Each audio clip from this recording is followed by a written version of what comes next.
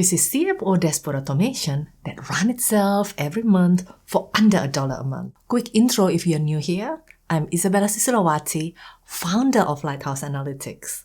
Our mission is to help business professionals confidently use AI and BI tools instead of just talking about it. This video is level 5 of a series that I'm calling 7 levels of AI mastery.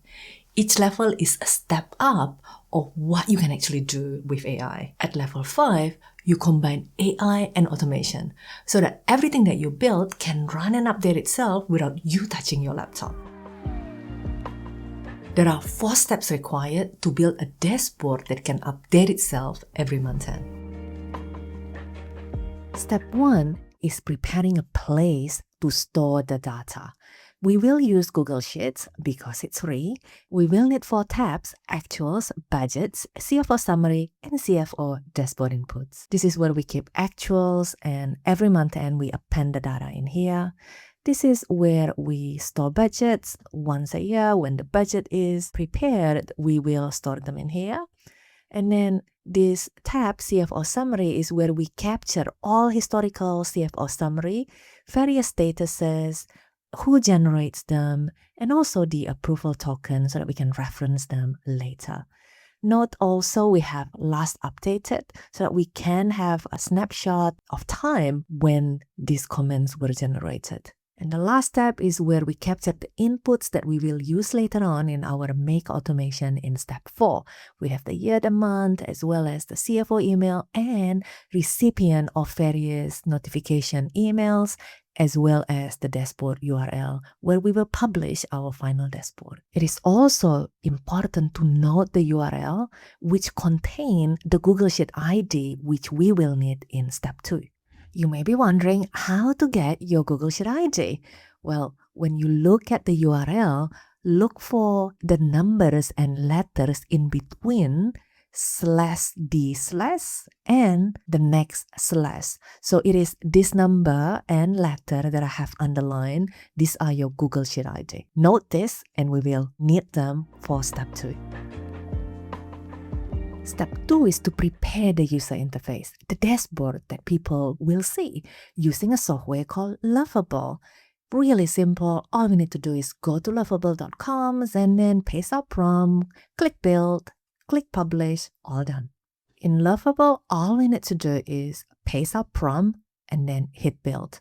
Now, what prompt are we going to paste? Let me show you. This is our Lovable prompt, which describes the data source to be used, the calculation methodology, as well as describing the output. How many tabs do we want, what's inside each tab, and also our color preference. I will include a link so that you can use this prompt for practice. Don't forget to paste the Google ID from step 1 over here before you copy and paste this into Lovable. All right.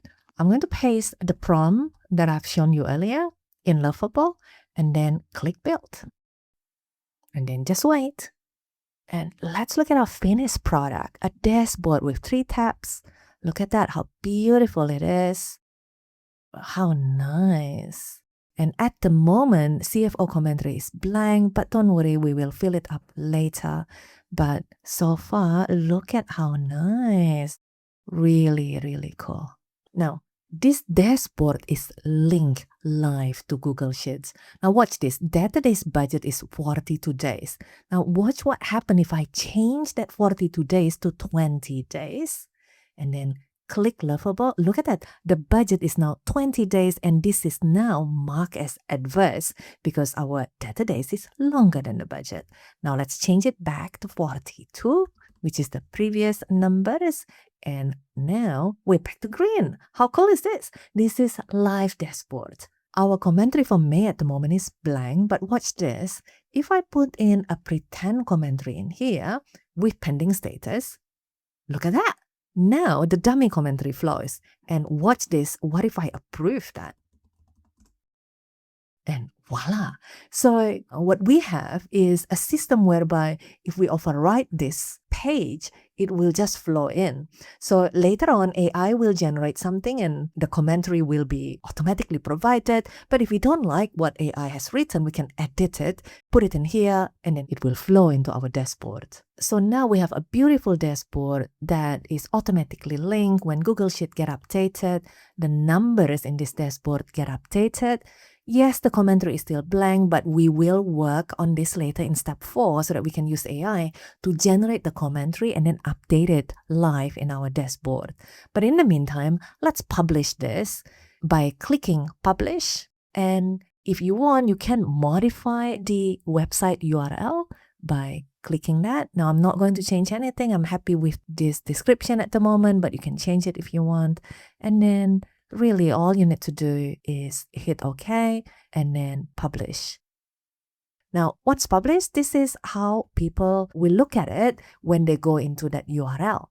Now, you may want your team to type in the URL or bookmark them or include this link in the email that you are going to send to them, or even better, create an app-like shortcut from people's mobile phone. And that's what I'm going to show you in step 3. Next, let me show you how to build an app-like shortcut that points straight to the URL so that checking the dashboard is one tap and not a bookmark hunt. So the step are as follows. You need to open Safari from your phone if you're using iPhone, and then type in the website just once, and then click share button, and then add home screen, and then change the name, and then tap add.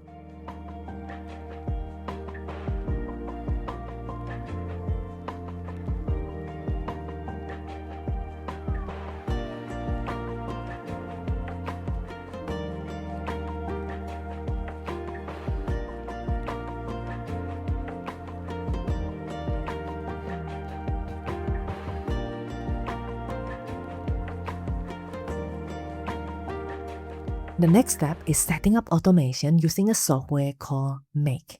The steps to do that is log into make.com and set up automation so that not only when sheets get updated, dashboard get updated, this is something that we have already achieved in step 2. But we also want to automate other things. We want human to automatically get notified to sign off commentaries when month-end data is available. And we want email notification to be sent out to all dashboard users once the commentary has been signed off. Building the automation in Make is not a 5-minute job, and I don't want to turn this video into a super long video.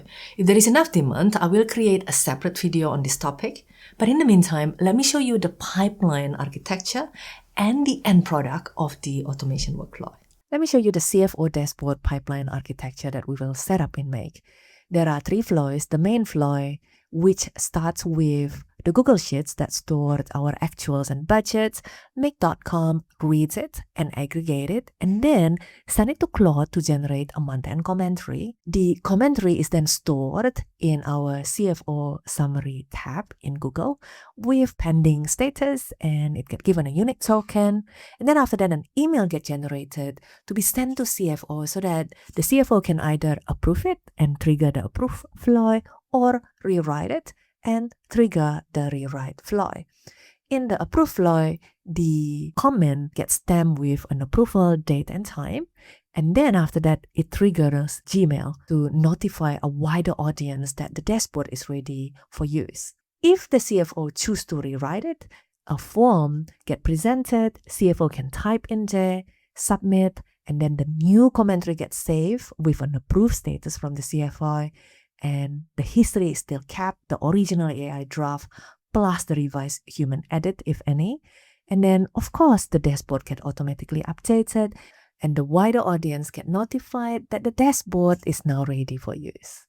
Let me give you a warning. Setting up automation in Make was the most time-consuming part of Level 5 build. It is not for the faint-hearted. This is Make. I am on the free tiers and I get given 1,000 credits a month. And I have used up quite a bit in building this automation, and things will reset in 7 days.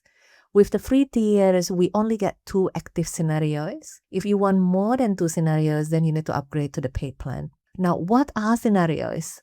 If you click scenarios in here, you will see several automation scenarios. And there are folders in here. For our level 5 CFO dashboard, I have grouped the relevant scenarios into this folder so that it's easy to identify them.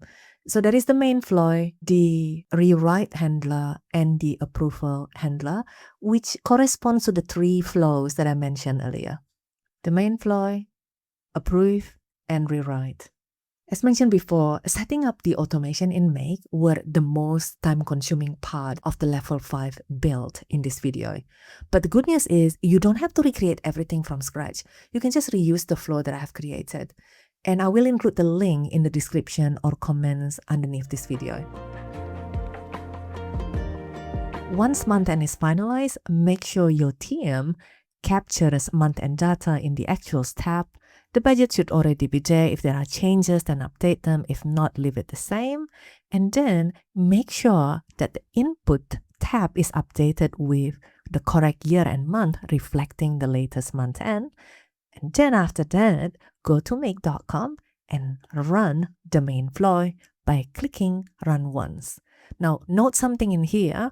I have chosen to set it up to be run on demand so that when month-end finish, whenever it is, someone can just click it once. Now, if you want, we can change this so that it is set to run at a specific time rather than on demand. That way, you don't have to get your team to click this page. Things will just run on its own at a given time. For example, at Monday, week 1, 5 p.m. This is the first email notification that gets sent out letting the CFO know that the dashboard is ready for approval. There is draft commentary being included for the CFO review, and the CFO can click the link to see draft versions of the dashboard. There is KPI summary, the comments was included at the bottom with a pending PL letting people know, hey, this is still pending approval. But the other pages are ready for viewing. Look at that, how beautiful the gross margin and revenue trends, and the variance analysis is also ready for review.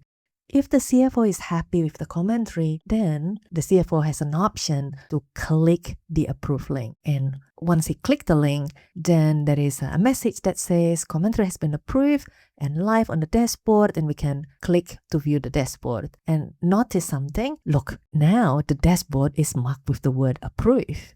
How awesome is this? If the CFO is not happy with the commentary, then he can click rewrite, which will bring up a form that will allow him to modify the commentary. For example, I'm going to just add, it's a good month. A new sentence is being added, and then hit submit and wait for a second. It says change is safe. And what will happen is that additional sentence will get reflected, look at that, in this commentary. Really good, isn't it? So this is the email that gets sent out to all the dashboard recipients, notifying people that the commentary has been reviewed and approved by the CFO. The dashboard is now updated, ready to view. There is a link where people can click and look at the approved commentaries, read the revenue, variances, etc. There is a full history being captured in the log. What the AI originally said, and what a human changed it to. This page captured the log.